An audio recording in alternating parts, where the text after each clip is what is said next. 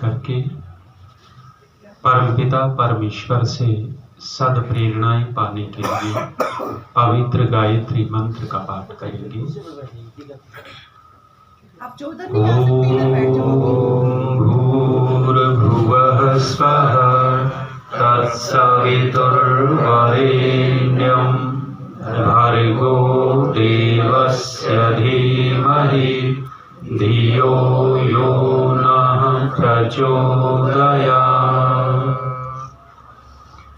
यदङ्गदासुषे त्वमग्ने भद्रं करिष्यसि तवेतत्सत्यमङ्गिरः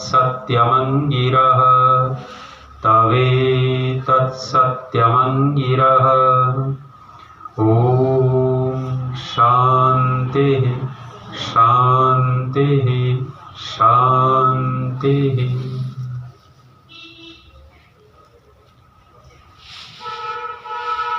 पवित्र यज्ञशाला में उपस्थित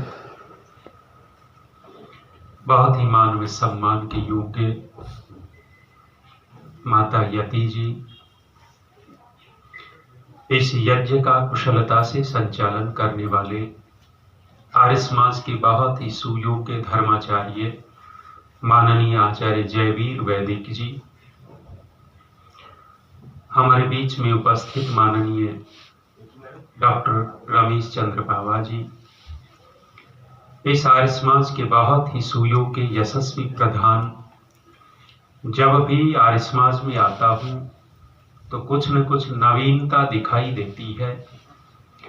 विशेष रूप से इस आर्य समाज को उन्नति प्रगति की ओर लगातार लेकर के जाने वाले माननीय धर्मवीर बत्रा जी, मंत्राणी मान्या बहन कमला भाटीवाल जी, माता ज्योति जी, बहुत दिनों के बाद देख रहा हूं और आप स्वस्थ हैं, मन को प्रसन्नता हुई।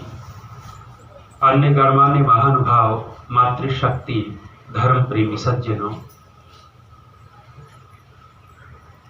ऋषियों ने हम मनुष्यों के लिए विशेष उपदेश किया है और उस उपदेश का मुख्य जो उद्देश्य है, हम समस्याओं से दूर होते चले जाएं, दुख से बचते चले जाएं, अपने जीवन को दुख रहित कर लेवें। ऋषियों का ये संदेश और इस संदेश का जो उद्देश्य और उन्होंने दुख से दूर होने के जो तरीके कहे हैं, वे तरीके ऋषियों के अतिरिक्त और कोई नहीं बता सकता। क्योंकि ऋषि लोग जो होते हैं वे पवित्र हृदय वाले, सात्विक और आप्त पुरुष होते हैं, इसलिए उनकी प्रत्येक कही गई बात वेद के अनुसार, ईश्वर के संविधान के अनुसार होती है। हम इस मनुष्य जन्म को पाकर के यदि विशेष कार्य नहीं करते, अर्थात दुखों से दूर होने का प्रयत्न नहीं करते, तो हमारा मनुष्य जन्म व्यर्थ होता है। ऋषियों ने संकेत किया कि हम विवेक को प्राप्त करें, हम ज्ञान को प्राप्त करें और विवेक ज्ञान को प्राप्त करने के बाद हम विशेष कर्म करें और उस विशेष कर्म को करते हुए हम परम शांति के लिए परम पवित्र परमात्मा के नजदीक हो जाएं। ज्ञान का जो विषय है, यदि हम विवेक और ज्ञान के इस शब्द का मूल अर्थ करने लगेंगे तो विवेक शब्द का मूल अर्थ होता है विचलनी पृथक भावे, अर्थात वस्तुओं को पृथक पृथक देखना, ठीक ठीक देखना, ये विवेक कहलाता है। अर्थात शरीर और आत्मा का एक संयोग है और इस संयोग को जो व्यक्ति इकट्ठा देखता है वह अविवेकी है, और जो पृथक पृथक देखता है, अलग अलग देखता है, उसको विवेकी कहते हैं। विवेक प्राप्त करना है, ज्ञान प्राप्त करना है, और ज्ञान का क्षेत्र कितना, क्या हम संपूर्ण ज्ञान प्राप्त कर सकते हैं अपने जीवन काल में? संपूर्ण ज्ञान हम प्राप्त नहीं कर सकते, और बहुत सारा ज्ञान निरर्थक होता है, हमारे जीवन के लिए सहायक नहीं होता, हमारी उन्नति में कोई उसका सहयोग नहीं होता। ऐसा ज्ञान प्राप्त करने के लिए ऋषियों ने नहीं कहा है। यदि हम विचार करने लगे कि हमारे नीचे जो बिछे हुए आसन हैं, इन आसनों के अंदर कितने धागे हैं, उन धागों में कितने रेशे हैं, हम इनकी गिनती करने लगे, एक तो गिनती करना असंभव सा होगा, और यदि हम इनकी गिनती कर भी लेंगे, ज्ञान प्राप्त कर भी लेंगे, तो हमारे जीवन के लिए ज्ञान किसी काम का नहीं होगा। नदी के किनारे पर पड़ी हुई धूल, पड़ा हुआ रेत, रेत के कितने कण होंगे, हम उनको गिन नहीं सकते, और यदि अरबों खरबों जितने भी हों गिन भी लिया तो भी हमारे किसी काम का नहीं। ऋषि लोग कहते हैं कि ज्ञान प्राप्त करना है, विवेक प्राप्त करना है, और वही विवेक प्राप्त करना है जो हमारी आत्मा की उन्नति में सहायक हो। जो ज्ञान आत्मा की उन्नति में सहायक नहीं है वह ज्ञान निरर्थक होता है।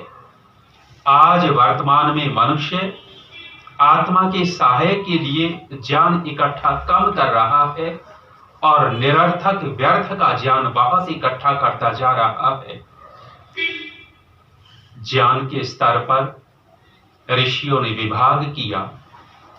विभाग करते हुए कहने लग गए कि एक ज्ञान अभावात्मक होता है, एक संशयात्मक ज्ञान होता है, और एक भ्रमात्मक ज्ञान होता है।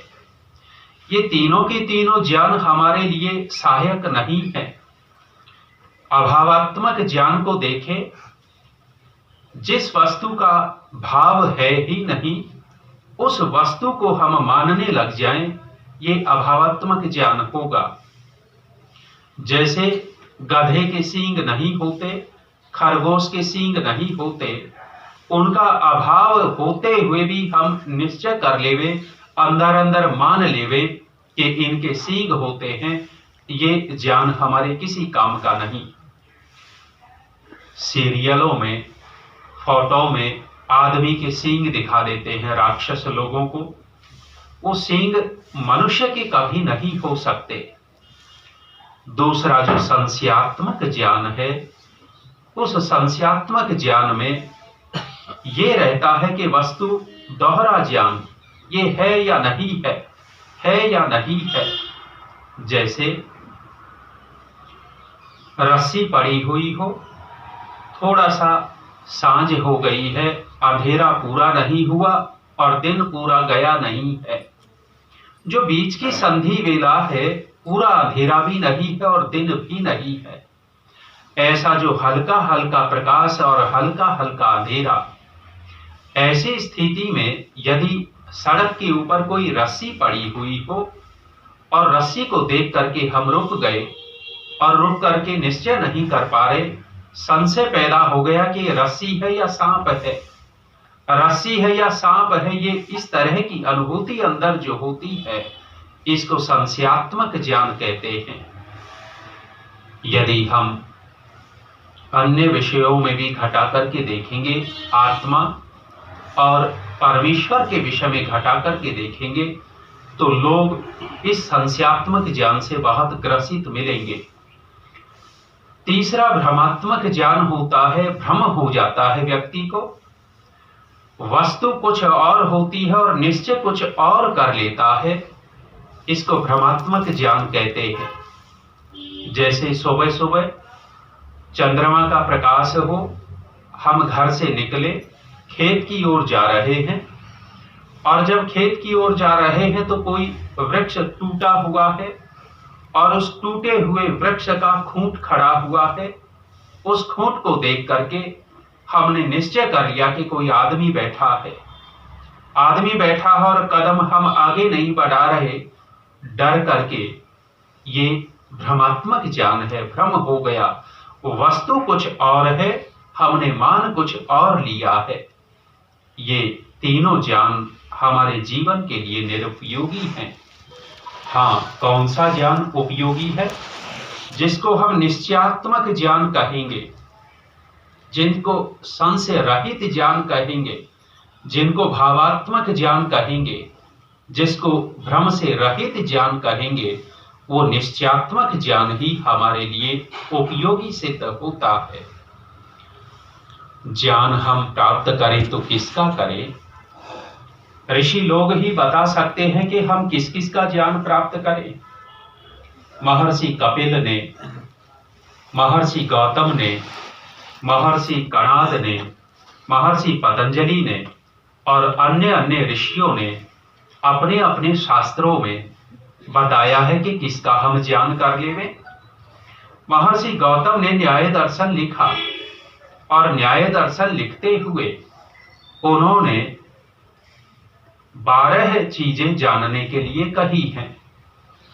बहुत ज्यादा हम जान भी नहीं सकते क्योंकि हमारा सामर्थ्य नहीं है। महर्षि स्वामी दयानंद जी ने जीवात्मा का एक विशेषण लिखा है। जीवात्मा का विशेषण लिखते हुए वो कहते हैं अल्पज्ञ। अल्पज्ञ का तात्पर्य क्या? अल्पज्ञ का तात्पर्य है कि थोड़ा जानने वाला, अल्प जानने वाला। हम चाहे कितना भी जान लेवें तो भी वो थोड़ा ही रहेगा। सर्वज्ञ परमेश्वर है। हम जीवात्माओं का सामर्थ्य नहीं है कि हम संपूर्ण ज्ञान को प्राप्त कर लेवें, लेकिन इतना सामर्थ्य हमारे अंदर अवश्य है कि जिस ज्ञान को प्राप्त करके हम संपूर्ण दुखों से रहित हो सकते हैं। एक बात और आप देखिएगा, ऋषियों ने सुख प्राप्त करने का उपदेश नहीं दिया। आप ऋषि लोगों के शास्त्रों को देखेंगे तो सुख प्राप्त करने की बात आपको नहीं मिलेगी। हाँ, एक बात अवश्य मिलेगी, दुख दूर करने की बात मिलेगी। दुख को कैसे हटाया जा सकता है, वे उपाय ऋषियों ने लिखे हैं, वे उपदेश ऋषियों के मिल जाएंगे। अर्थात हमारी मौलिक प्रवृत्ति क्या है, हम स्वभाव से क्या चाहते हैं। हमारे सामने हमारा मन पसंद भोज्य पदार्थ रखा हो, खीर, हलवा, जलेबी, रसगुल्ला रखा हुआ है और हम उसको बहुत चाहते हैं, बहुत इच्छा है उसकी, लेकिन हमारे पैर में कांटा चुभा हुआ है और कांटा चुभा हुआ है, सामने वो भोग्य पदार्थ भी रखे हुए हैं। हम इन दोनों में से पहले क्या चाहेंगे? उसको खाना चाहेंगे या कांटा निकालना चाहेंगे? पहले हम अपने कांटे को निकाल करके फेंकना चाहेंगे। ये मौलिक प्रवृत्ति है। इसी बात को लेकर के ऋषियों ने कहा है, दुख दूर करो। दुख दूर हुए वो स्थिति अपने आप पैदा होगी जो हम चाहते हैं। महर्षि ने 12 चीजें जानने के लिए कही और यदि हम उसका ठीक ठीक ज्ञान कर लेते हैं, हम दुख से रहित होकर के परम शांति को प्राप्त होंगे।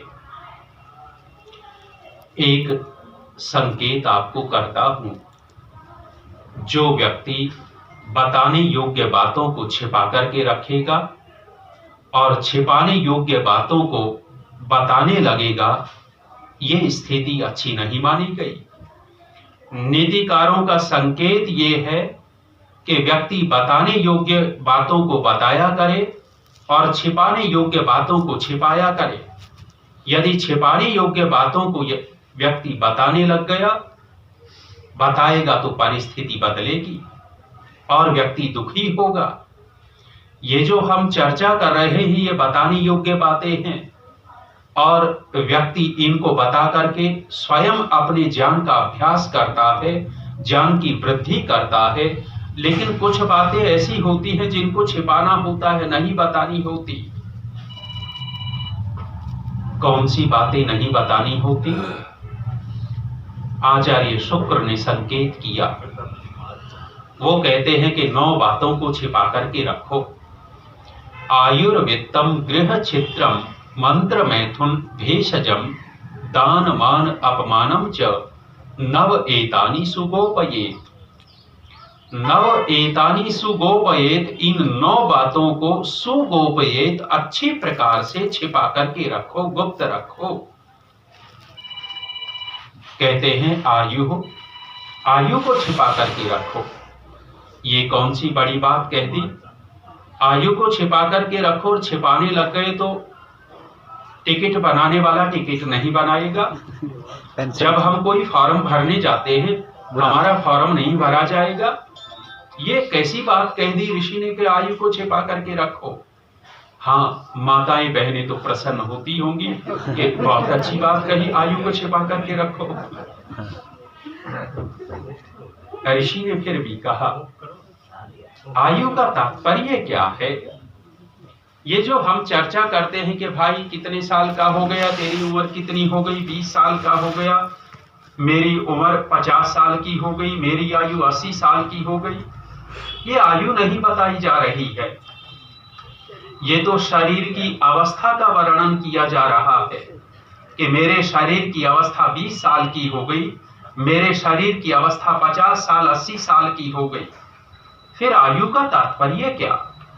आयु का तात्पर्य ये है कि जन्म से लेकर के मरण पर्यंत के बीच का जो कालखंड है, जो समय है, उसका नाम आयु कहलाता है। जन्म से लेकर के मरण पर्यंत के बीच का समय आयु कहलाता है। और ऋषि ने संकेत किया कि इसको छिपा करके रखें। मतलब कुछ लोगों को ऐसी अनुभूति होने लगती है कि मैं 100 साल तक जीऊंगा, मैं 130 साल तक जीऊंगा, मैं 150 साल तक जीऊंगा, ऐसा कहने लग जाते हैं। ऋषि कहते हैं कि ऐसा न कहो। क्यों? क्योंकि जन्म और मृत्यु हमारे हाथ में नहीं है। हाँ, हम खान पान से, अच्छी दिनचर्या से कुछ घटा बढ़ा सकते हैं, लेकिन जन्म और मृत्यु हमारे हाथ में नहीं है।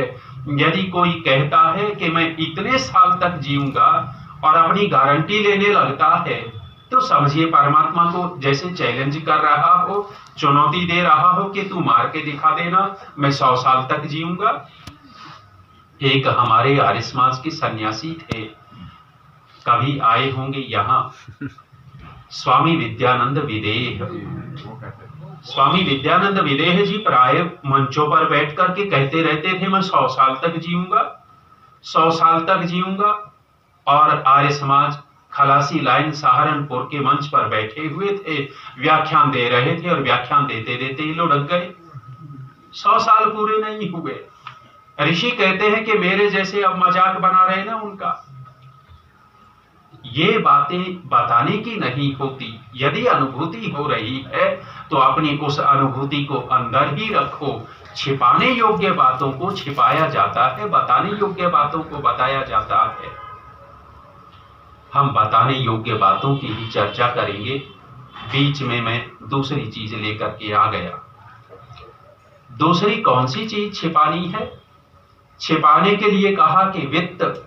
वित्त अर्थात धन। धन प्रदर्शन की चीज नहीं है। यदि व्यक्ति धन को उघाड़ करके रखता है, उघाड़ा हुआ धन अच्छा नहीं लगता है।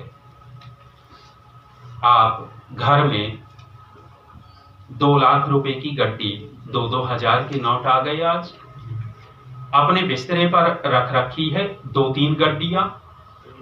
आपका कोई विश्वसनीय मित्र आपसे मिलने के लिए आ गया, और जब विश्वसनीय मित्र मिलने के लिए आया, बैठ गया है, और आप निवृत्त होने के लिए बाथरूम चले गए। जब बाथरूम चले गए तो इस बीच आपकी पत्नी आकर के वो गड्डियां ले जाती है। बाथरूम से बाहर आए, गड्डी रखी नहीं थी, क्योंकि ढक नहीं रखा था, उघाड़ी रखी थी। जब बाहर आए और मित्र बैठा है और गड्डियां दिखाई नहीं दी, सबसे पहले हम शक किसके ऊपर करेंगे? आए हुए मित्र के ऊपर संशय करेंगे कि बनता है मित्र। लेकिन नीयत डोल गई और सारे ही उठा लिए, एक आध गड्डी भी नहीं छोड़ी। क्यों? क्योंकि धन को उघाड़ करके रख रखा था।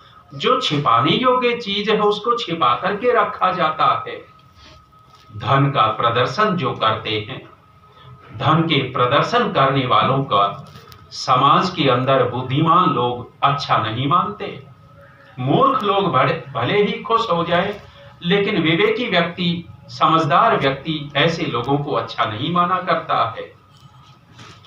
इसलिए वित्त को, धन को छिपा करके रखा जाता है। तीसरी बात कही, क्या छिपाएं? गृह छिद्रम। गृह छिद्र अर्थात घर की कमजोरी को छिपा करके रखो। जो लोग अपने घर की कमियों को, घर की कमजोरियों को दूसरों को जा जा करके बताते हैं, बताएंगे तो परिणाम क्या निकलेगा? सास ने अपनी बहू की बुराई पड़ोसन को कर दी, अपने घर की कमजोरी बता दी, और पड़ोसन ने बड़े रुचि लेकर के सुना और हाय हाय करके, अरे ऐसी ऐसी, बड़े मजे ले करके सुना उसने। और फिर थोड़ा सा नमक मिर्च मसाला लगा करके वही किसी दूसरी को सुनाती है, दूसरी और मसाला लगा करके तीसरी को सुनाती है, और तीसरी चौथी आकर के तुम्हारी बहू को ही सुना देती है। जब बहू को पता लग गया कि मेरी बात किसने कही, मेरी सास ने कही, छिपाई नहीं छिपाई तो बहू प्रेम करेगी या कुछ और करना शुरू कर देगी। छिपाने योग्य बातों को छिपाया जाता है। गृह छिद्रम, घर की कमजोरी को छिपा करके रखें। 9 बातें कही हैं। फिर लौटता हूं विवेक के ऊपर। ज्ञान प्राप्त करना है, विवेक प्राप्त करना है, और किसका करना है? 12 प्रमेय लिखे हैं, और उन 12 प्रमेयों के अंदर महर्षि गौतम ने कहा, आत्मा, शरीर, इंद्रिय, अर्थ, बुद्धि, मन आदि आदि एक श्रृंखला बनाई। वो कहते हैं कि इनको जान लो और ठीक ठीक जान लो। आत्मा का तात्पर्य, आत्मा जहां शास्त्रों के अंदर शब्द आता है, कि आत्मा शब्द ईश्वर और जीवात्मा दोनों के लिए प्रयोग होता है। प्रसंग के अनुसार एक ही शब्द के हम अर्थ अलग अलग करते हैं, लोक व्यवहार में भी अर्थ अलग अलग करते हैं। बहुत सारे शब्दों का हम प्रयोग करते हैं, और प्रयोग करते हुए लोक व्यवहार में तत्काल हम उस शब्द का उस प्रसंग के अनुसार अर्थ कर लेते हैं। जैसे हम लोक व्यवहार में एक ही शब्द का अलग अलग अर्थ करते हैं, ऐसे ही शास्त्र के अंदर यदि एक शब्द आता है और वही शब्द अलग प्रसंग में है, तो हम उसका अर्थ भी अलग ही लेंगे। यदि अल्पज्यता आदि गुणों से युक्त प्रसंग चल रहा हो और आत्मा शब्द आ रहा है, तो वहां उस आत्मा शब्द का अर्थ जीवात्मा होगा। और जहां सर्वज्ञ आदि प्रसंग चल रहा हो और वहां आत्मा शब्द आ रहा है, तो वहां परमात्मा अर्थ होगा इसी शब्द का। तो यहां आत्मा कहा, आत्मा का तात्पर्य हम कहेंगे चेतन सत्ता। चेतन जो सत्ता है, उस चेतन सत्ता का ज्ञान हमें करना है। और चेतन सत्ता कितनी? यदि चेतन सत्ता का विवेचन करेंगे तो चेतन सत्ताएं 2 है। एक परमात्मा चेतन है, दूसरा जीवात्मा चेतन है। परमात्मा संख्या में 1 है, किंतु जीवात्मा संख्या में 1 न होकर के हमारी दृष्टि से अनंत जीवात्माएं हैं।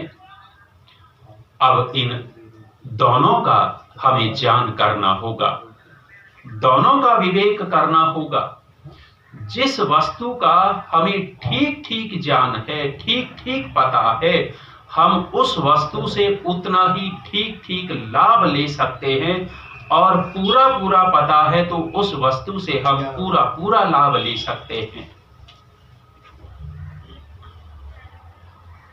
जैसे माताएं बहनें रसोई में काम करती हैं और रसोई में काम करती हैं, देवता ने आज ऐसी सब्जी ला करके रख दी जो कभी देखी ही नहीं थी, उससे कोई परिचय ही नहीं था। ऐसी सब्जी ला करके रख दी किसी दूसरे प्रदेश की और वो रसोई में आ गई, उस सब्जी से लाभ ले पाएगी वो रसोई में काम करने वाली? उसका परिचय ही नहीं है, ज्ञान ही नहीं है। जब ज्ञान नहीं है जिस वस्तु का, उस वस्तु से हम लाभ भी नहीं उठा सकते। ऐसे ही जब हम परमेश्वर का ठीक ठीक ज्ञान कर लेते हैं तो परमात्मा से फायदा ले लेंगे, और यदि ईश्वर का ठीक ठीक ज्ञान नहीं है तो उससे लाभ भी नहीं ले पाएंगे। ऐसे ही जीवात्मा का यदि हमें ठीक ठीक विवेचन है, ठीक ठीक ज्ञान है, तो हम अपने आप को ठीक ठीक जान पाएंगे और जान करके अपने आप को जहां हमें लगाना चाहिए वहां लगा पाएंगे। चेतन सत्ता परमात्मा एक है और जीवात्मा अनंत है। हमारी दृष्टि से जीवात्माओं की यदि संख्या देखी जाए, संख्या की परिकल्पना हम करने लगे तो परिकल्पना करके देखिएगा कि हमारा जो शरीर है, इस शरीर के अंदर इस शरीर को चलाने वाला तो एक आत्मा है, लेकिन अंदर करोड़ों करोड़ों और भी आत्माएं भरी पड़ी हैं इस एक शरीर के अंदर। आप कहेंगे कैसे? स्वाभाविक रूप से जैनी लोगों को देखा होगा, और जैनी लोग जो मुंह के ऊपर पट्टी बांध करके रखते हैं, पट्टी बांध करके रखते हैं, तो वो क्यों पट्टी बांध करके रखते हैं? एक कारण वे कहते हैं कि जब हम मुंह से बोलते हैं तो उष्ण थोड़ी सी गर्म वायु निकलती है, और कुछ जीव ऐसे भी हैं कि उतनी सी गर्म वायु से मर जाते हैं। उनकी हिंसा न हो इसलिए पट्टी बांधते हैं। ये उनकी नादानी है, कोई समझदारी नहीं है। लेकिन वो बाहर के जीवों को देख रहे हैं, अंदर भी बहुत सारे जीव हमारे हैं। जहां मल है, मलाशय में बहुत सारे जीव मिलेंगे, छोटे छोटे कीटाणु मिलेंगे। और जब व्यक्ति रोगी होता है तो वहां भी कीटाणु रोगाणुओं के कारण रोगी होता है, और चाहे कितना भी सूक्ष्म हो, वो सूक्ष्म ही उनका शरीर है, और उस शरीर को चलाने वाला अलग से एक आत्मा है। तो आत्माओं की यदि संख्या करेंगे तो हमें अनंत आत्माएं दिखाई देंगी। वैज्ञानिकों ने एक परीक्षण किया और परीक्षण करके हमारी धरती का, हमारी पृथ्वी का भूखंड देखा, और भूखंड देख करके उन्होंने परीक्षण में ये कहा कि इस धरती के 1 वर्ग किलोमीटर के अंदर लगभग 7 अरब जीव रहते हैं। 1 वर्ग किलोमीटर धरती पर लगभग 7 अरब जीव रहते हैं। उन वैज्ञानिकों ने उन जीवों की गणना कैसे की होगी? जो जीव उनकी पकड़ में आ गए, जो दिखाई दे गए, उन्हीं की तो उन्होंने गणना की होगी और अनुमान से 7 अरब कह दिया। और जो जीव हमें दिखाई ही नहीं देते, उनकी गणना कैसे की होगी? यदि हम थोड़ी सी मिट्टी खोदते हैं और थोड़ी सी मिट्टी खोद करके निकालते हैं और निकाल करके सूक्ष्मदर्शी से देखते हैं, तो उस थोड़ी सी मिट्टी के अंदर भी हजारों हजारों कीटाणु मिलेंगे। परमात्मा संख्या में एक है, किंतु जीवात्मा संख्या में अनंत है। स्वाभिमानी आत्मा और अनुशयी आत्मा। स्वाभिमानी आत्मा अर्थात जो एक शरीर को चला रही है, वो स्वाभिमानी आत्मा है। स्वाभिमानी आत्मा का तात्पर्य है जो कर्म फल भोग रही है और नए कर्म कर रही है। मनुष्य शरीर में कर्म फल भोगा भी जा रहा है और नए कर्म भी हो रहे हैं। इस शरीर को जो चला रहा है वो स्वाभिमानी आत्मा है। अनुशयी आत्मा वे होते हैं कि जो अभी कर्म फल नहीं भोग रहे, अर्थात जैसे गेहूं, चना, जौ, बाजरा आदि बीज, वो जो बीज है उस बीज में आत्मा है लेकिन अभी कर्म फल नहीं भोग रहा है। ईश्वर की व्यवस्था ऐसी है कि कुछ आत्माओं को कहीं भी टिका देते हैं, रख देते हैं, और वहां टिका दिया तो वो कितने वर्षों तक पड़ा रहेगा ईश्वर जानते हैं, हम नहीं जानते। जब हम उस चने के बीज को मिट्टी में डालते हैं, मिट्टी में डाला, अनुकूल जलवायु उसको मिली, उष्णता मिली और वो पाकर के अंकुरण शुरू हुआ। जैसे ही वो अंकुरित होना आरंभ होता है, वहां जो अनुशयी आत्मा था अब स्वाभिमानी आत्मा हो जाएगा, अर्थात उस आत्मा का कर्म फल प्रारंभ हो गया है। जब कर्म फल आरंभ हो जाता है तब वह स्वाभिमानी आत्मा कहलाता है। तो यदि हम संख्या की दृष्टि से देखें, वैज्ञानिकों ने तो जो स्वाभिमानी आत्मा है, अर्थात जो कर्म फल भोग रहे हैं, अर्थात जिनको शरीर मिला हुआ है, उन्हीं की गणना की होगी। और जो जीवात्मा अनुशयी हैं, जो कर्म फल नहीं भोग रहे, परमात्मा की व्यवस्था से रखे हुए हैं, वहां स्थापित हैं, उनकी गणना वैज्ञानिकों ने कब की होगी, कैसे की होगी? हम कहेंगे कि नहीं की। क्यों? क्योंकि जीवात्मा इन नेत्रों से दिखाई नहीं देता है। नेत्रों से वही चीज दिखाई दे सकती है जो भौतिक है, और भौतिक वस्तुओं में भी नेत्रों से वही चीज दिखाई दे सकती है जो रूपवान है। रूपवान न हो तो वहां नेत्र काम करना बंद कर देंगे। बिना रूपवान वस्तु के नेत्र उस चीज को नहीं देख सकता है। तो जीवात्मा अभौतिक है, अर्थात रूपवान नहीं है, इसलिए आंखों से नहीं दिखाई दे सकता। और वैज्ञानिकों ने उन आत्माओं को देखा ही नहीं जो शरीर धारण नहीं किए हुए हैं। तो संख्या की दृष्टि से आत्मा अनंत है। 12 प्रमेय ऋषि गिना रहे हैं। आत्मा, शरीर, इंद्रिय, अर्थ, और आत्मा का तात्पर्य चेतन सत्ता, चेतन सत्ता का तात्पर्य परमात्मा और जीवात्मा। हम उस ईश्वर को तभी जान सकते हैं जब हम अपने आप को जान लें। जो अपने आप से परिचित नहीं है वह परमेश्वर से कभी परिचित नहीं हो सकता। ये वैदिक सिद्धांत है। पौराणिक और अन्य मत संप्रदाय भले ही कुछ कहते हो कि हम आत्मा को नहीं जानते, लेकिन हमने परमात्मा को देख लिया है। परमात्मा को देख लिया। ऋषि दयानंद जी की भाषा में कहें तो वे बाल बुद्धि हैं, वे बच्चे की तरह हैं।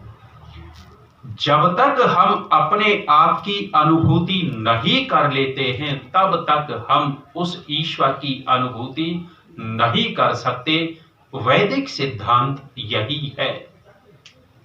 इसलिए महर्षि गौतम ने आत्मा कहा और आत्मा से दोनों आ गए, परमात्मा और जीवात्मा। हम परमात्मा की चर्चा बाद में करेंगे, पहले जीवात्मा की ही चर्चा करते हैं। जीवात्मा कर्मों के अनुसार शरीर के बंधन में बंधता है, और मेरे अंदर, अन्यों के अंदर भी बात आती होगी, और वो मेरी अविद्या है। उसको विद्या तो नहीं कहेंगे। मुझे एक बात प्रायः महसूस होती रहती है। ऋषि दयानंद जी ने सभी समाधान कर भी दिए हैं, लेकिन अविद्या के कारण, अल्प बुद्धि के कारण अभी प्रकाश नहीं हुआ है। ये लगता रहता है कि भाई मुक्ति हो भी गई, मुक्ति हो जाएगी और हम करोड़ों करोड़ों वर्षों तक मुक्ति में रहेंगे। मुक्ति में रहेंगे तो फिर लौट करके आएंगे, लौट करके आएंगे तो फिर कीड़े मकोड़े मच्छर मक्खी बनते रहो और फिर दुखी होते रहो, फिर चक्कर काटते रहो। ये एक मन में भाव आता रहता है कि फिर वही का वही, फिर वही का वही। ऋषि ने सब समाधान दिए, लेकिन अभी पूरी अविद्या की छटनी नहीं हुई, इसलिए अंदर विचार प्रस्फुटित हो ही जाता है, होता रहता है। जीवात्मा जैसे शरीर को धारण करता है, शरीर धारण का कारण परमात्मा नहीं है। शरीर धारण जीवात्मा करता है तो कारण वह स्वयं है, परमात्मा कारण नहीं है। जीवात्मा स्वयं कारण है।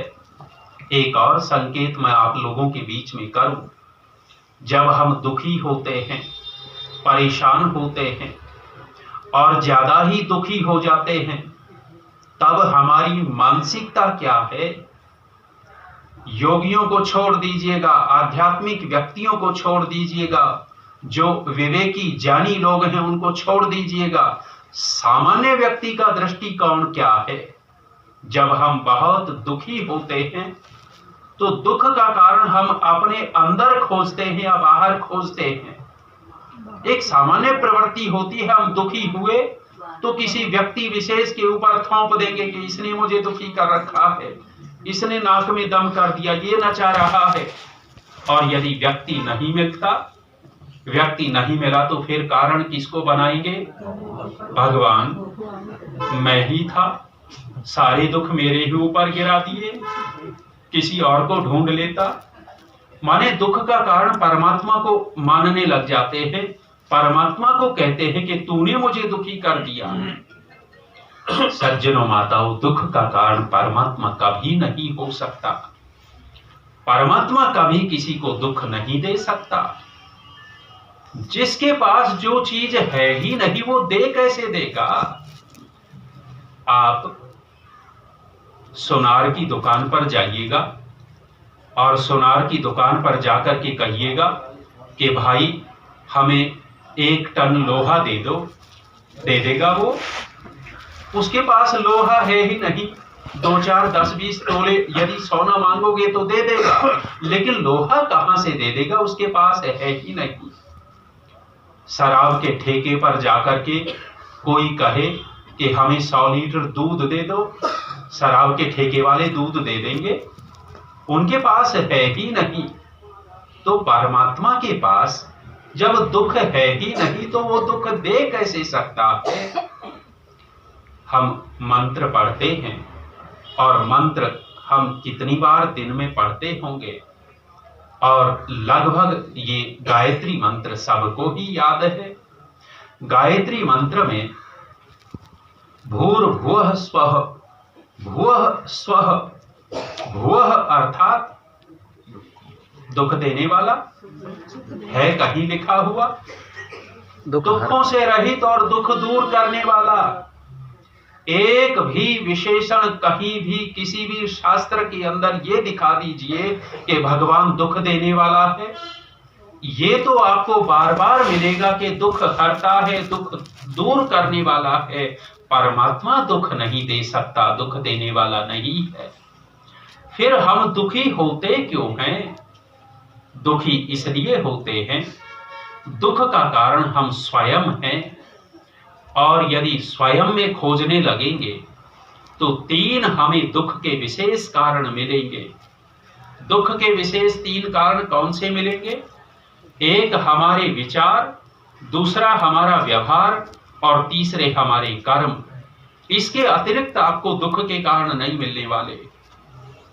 हमारा यदि विचार गलत है, विचार तमोगुणी है, तो दुख आएगा। यदि हमारा व्यवहार ठीक नहीं है, व्यवहार गलत कर रहे हैं, तो दुखी होंगे। और यदि हम कर्म गलत कर रहे हैं, कर्म ठीक नहीं है, तो दुख होगा।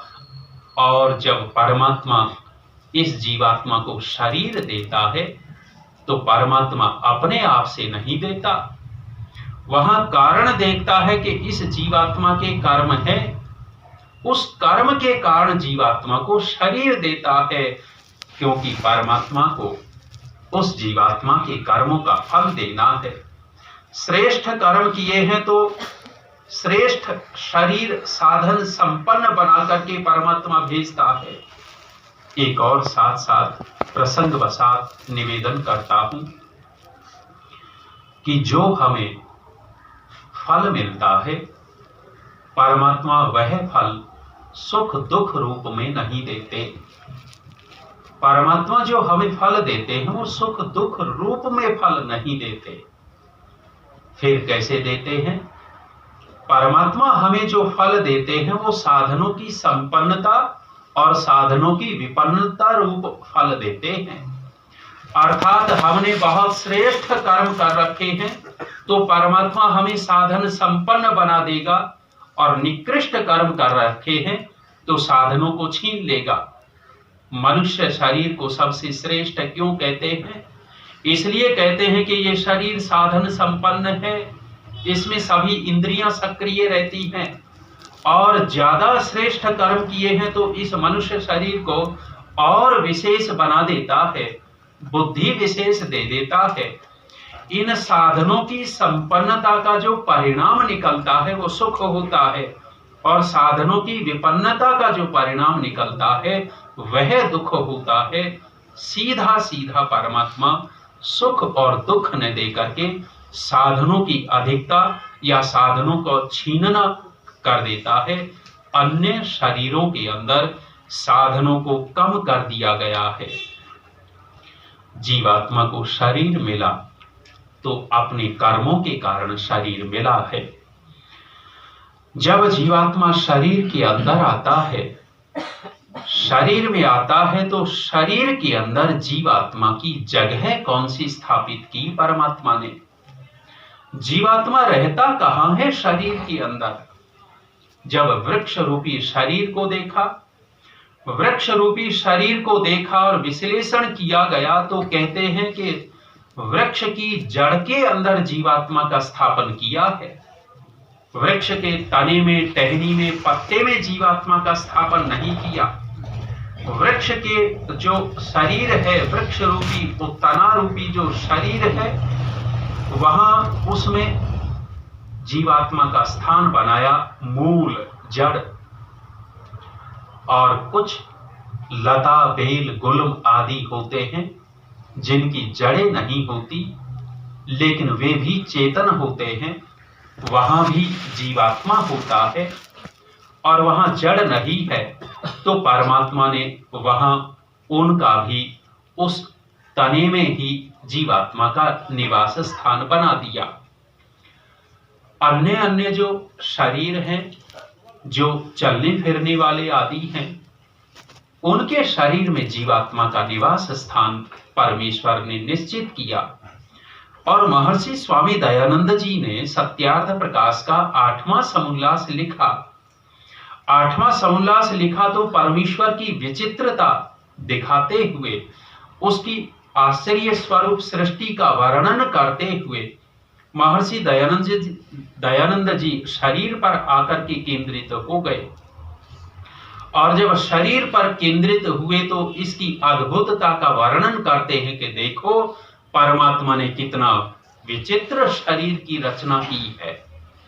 वो कहते हैं कि देखो चमड़ी का ढक्कन लगा दिया है, मांस का लेपन कर दिया है, आदि आदि वर्णन करते हुए कहते हैं कि इस शरीर के अंदर जागृत, सुषुप्ति, स्वप्न अवस्था में जीवात्मा के निवास स्थान विशेष बनाए हैं। अर्थात 3 अवस्थाओं में जीवात्मा के अलग अलग स्थानों का संकेत किया है। वे स्थान कौन कौन से और कहां कहां होते हैं, ऋषि को पढ़ने से पता लगता है। समय हो गया है, विराम देता हूं। ये ज्ञान की चर्चा हम लगातार इस यज्ञशाला में करेंगे। कई बार मुझे अनुभव होता है कभी विषय रूखा रूखा न हो जाए, और रूखा रूखा हो जाए तो आप वो बन जाएं, इसलिए बीच बीच वो मैंने 9 बातें बीच में डाल दी, थोड़ी सी रुचि हो जाए। और वो 9 बातें शुरू करके मैंने रोक भी दिया कि अगले दिन फिर सुना देंगे, थोड़ी रुचि और बनी रहेगी, तो रूखा रूखा भी न हो और साथ साथ थोड़ा सा आपकी रुचि भी बनी रहे, उसी के अनुसार चर्चा करते रहेंगे। आज यही विराम देता हूँ। ओम।